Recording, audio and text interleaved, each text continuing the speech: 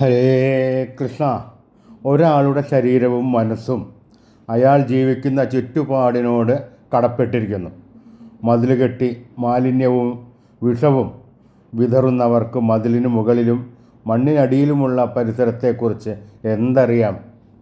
അവനവൻ ജീവിക്കുന്ന ലോകം എല്ലാവരുടെയും കൂടിയാണെന്ന തിരിച്ചറിവിൽ നിന്നാണ് ഉത്തരവാദിത്വപൂർണമായ പെരുമാറ്റം ഉണ്ടാകേണ്ടത്.